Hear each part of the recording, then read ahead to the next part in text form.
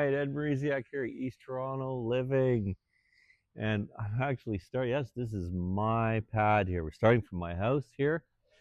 And today, it's occurred to me that I haven't blogged in months, maybe years. Well, maybe not years.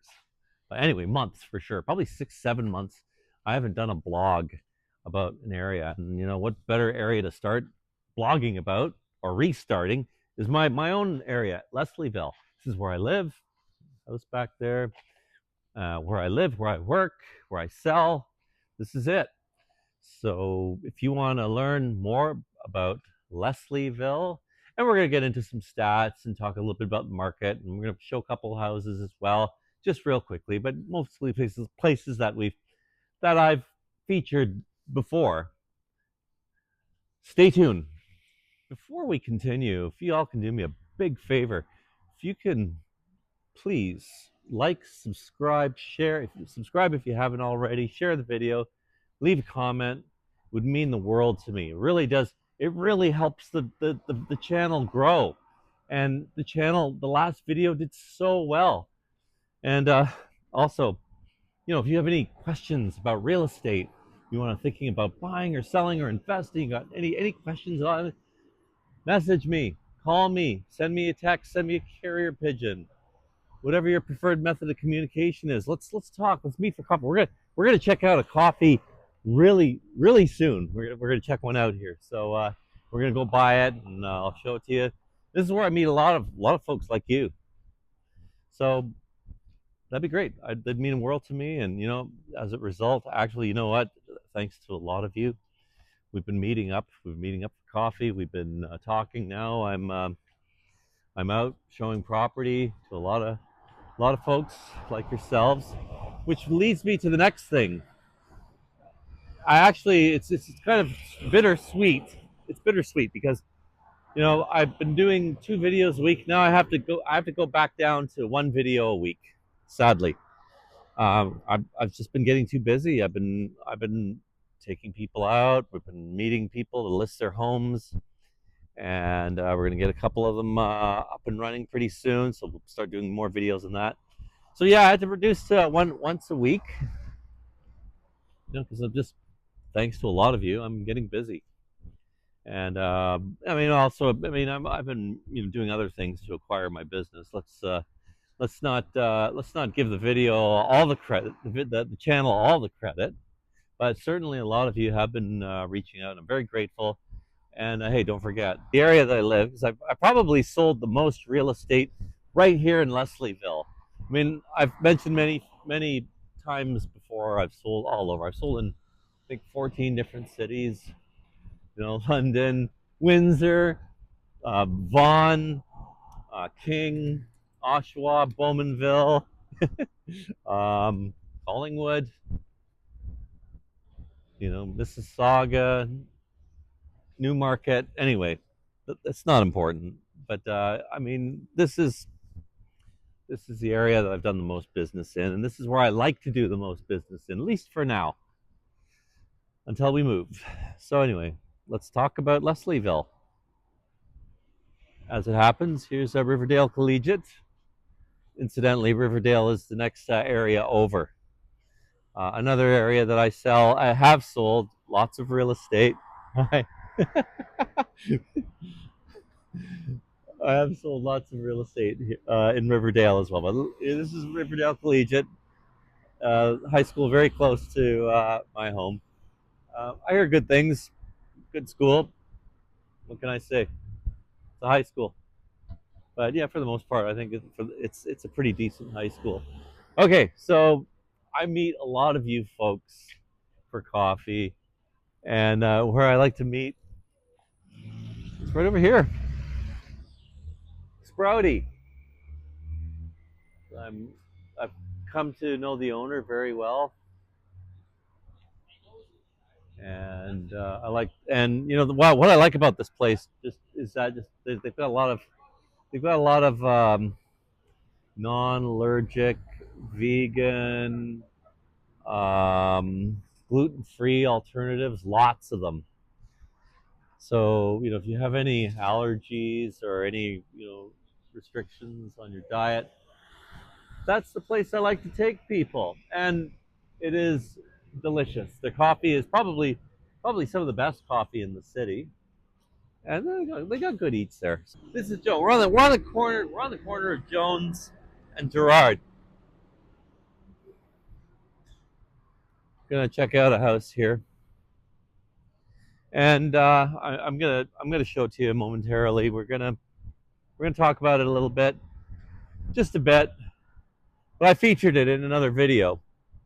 I think 3, maybe 4 videos back. Still on the market, and the asking price is I think they're still at 1.9, or I think they did 1.899. I'll double check, but it's around there. It's under 2. They're hoping. I think they're hoping to get more than that.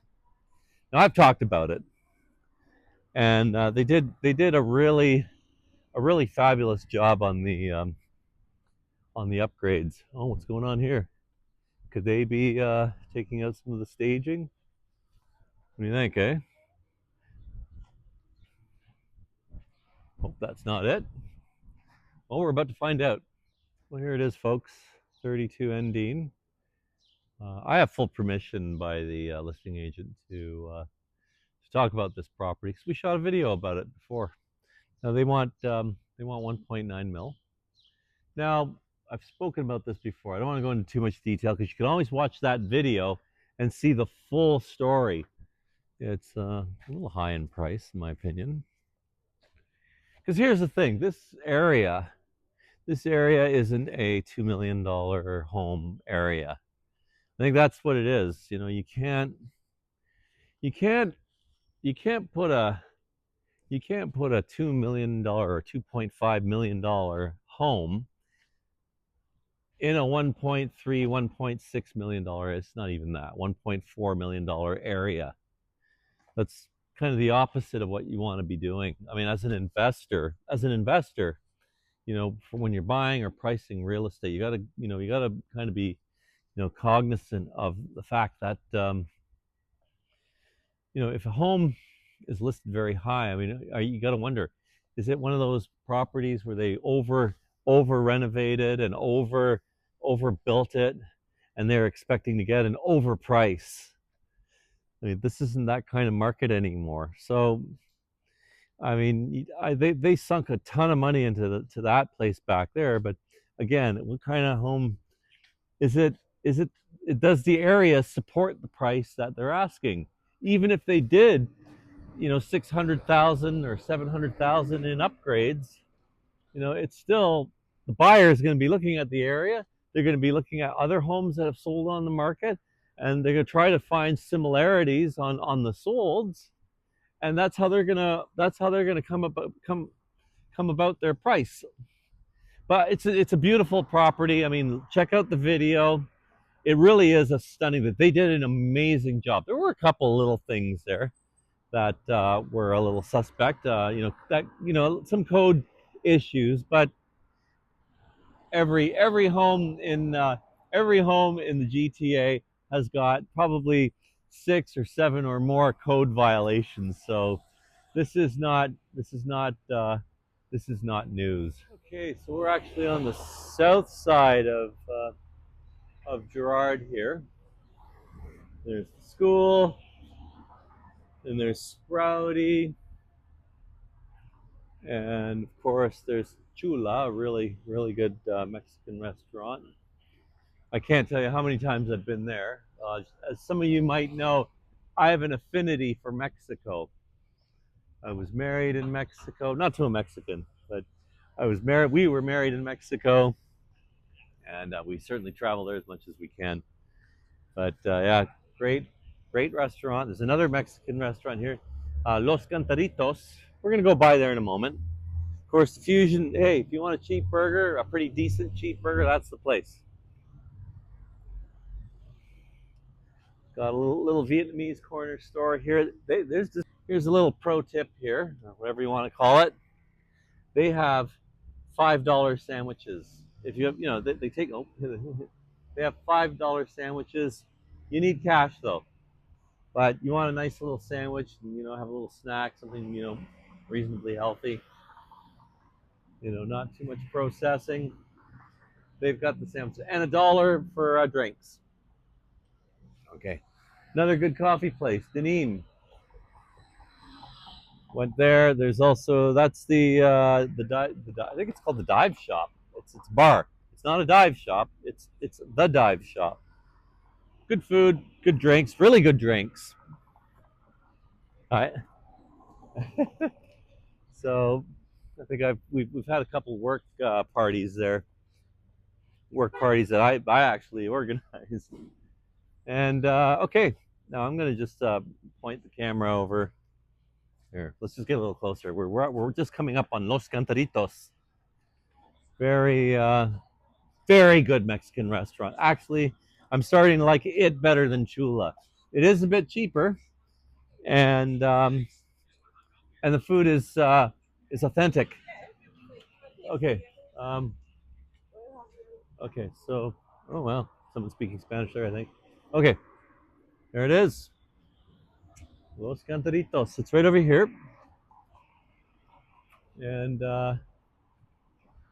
is this? Did I walk by it already? I don't know. Is this it? No, that's Poor Romeo. I have not been to this bar. There's another one just down the street a little bit. They call it the Vatican. That's a happening place on even on a Thursday night. It's really hopping. Okay, there it is. Los Cantaritos. So I give that a 2 thumbs up. I like Mexican. What can I say? Got another little mall over here. Another Vietnamese po restaurant. Over down yonder is the Gerard Square. Pretty much do all our shopping. A good chunk of our shopping over there. But that's it. This is the hood. This is Gerard Street. This place is really it was really up and coming. I mean, years ago when we moved in here, it wasn't so how should we say gentrified. It wasn't so gentrified like it is now. Okay, we're just gonna. I want to find this little bar here out. I did tell you about it, so I'd like to show it. But getting back to the statistics, and the market. As I mentioned, never has there been a time to buy or invest on the count of the two forces at work here. We have low interest rates, and we have a buyer's market. So that's never happened in the history of this great country. That's never happened. This is the first. So this is why I want to impress upon you. There it is. There it is. This is it. The Vatican.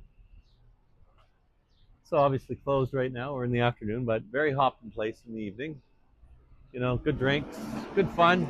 Apparently they got good pizza there. It looked good. I never tried it, but I think their pizza is supposed to be really good. Oh, I didn't mention the Angler. Angler is a seafood restaurant. They do like a fish and chip kind of, that kind of thing. That's good. I've had it once or twice. But there's so many choices around here. That's the thing. You've got so much choice for food. Geez, I think we're going right. Are we going into the sun? I hope not. Otherwise, I'll be a silhouette. Hi. So, hello. And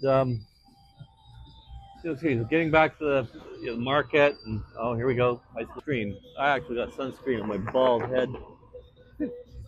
You gotta have it. It's pretty warm out right now. I forgot to mention it's probably about 25 right now. What is that in Fahrenheit? Is that about 85? Something like that. Okay, time to cross. Spratty behind us, heading back. Of course, there's always a Harley driving by in my videos, making noise. I hope the microphone here, so I think that helps a lot. But here we are. This is a really great opportunity. Now, I mean, a lot of people, I can't afford it and all this. I hear this a lot. I hear a lot of young people. I hear a lot of young people tell me, "Well, I can't afford it, this and that." But I tell people a lot, guys. I bought a fourplex with no job 20 years ago. Don't tell me it can't be done. Find a way. It really, I mean, I'm nothing special. I had enough for 5% down, which wasn't a lot. There are ways. There are ways. Hey, there's so much. I just watched another. I watched something on Facebook. Say, the wealthy Canadians. Let's focus on Canadians, because we're in Canada. Wealthy Canadians have most of their wealth in real estate. I don't know how true that is. I imagine it would be, because real estate's probably the safest investment there is. I mean, I love stocks, but hey, real estate's probably the better of the two. But here's the thing: I heard they do it with none of their own money. So you think about that. How did that happen?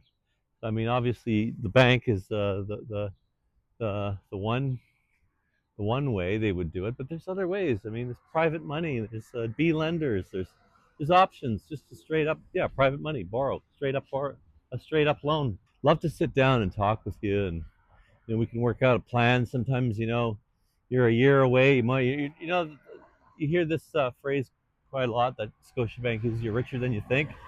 I mean, that's the case. That's the case for a lot of folks.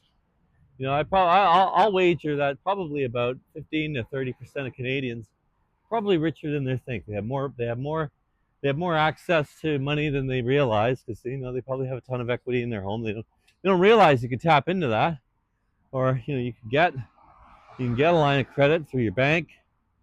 There's I have heard people using their credit cards as a down payment for their real estate purchases. I don't recommend that. It's not a good option, but it is an option. I mean, if you could just manage it in a very short term. Yeah, I've heard of people doing that. I mean, there's ways to do things. I mean, we got to all sit down, and I mean, even if it's just a matter of putting a plan together, maybe in 2 years or 1 year or whatever it is, you need to just get the dough together. And maybe I'm meeting with somebody. They're actually waiting for some funds to come through. They got money coming to them, and we're gonna try to do a purchase together. Okay, so I'm actually getting back closer to home here. Don't forget, if you like this material, if it's useful for you, if you're getting value from this, please like, subscribe, share, leave a comment. It would mean the world to me. If you do, it helps my channel grow. If you haven't subscribed, please do so. And don't forget, if you have any questions about real estate, if you're thinking of buying or selling or investing, let's have a 45-minute, 1 hour meet and greet. Talk about your real estate needs. Love to help you out. Don't forget, everyone, we're back to every Thursday at 5 o'clock. My apologies, I didn't have one yesterday. I was in a ton of meetings yesterday, and I wasn't able to upload the video. So this video is coming to you a little bit late. And my apologies for that. But like again, we want to focus on quality, not quantity. All right, that's it, and we'll see you when we see you.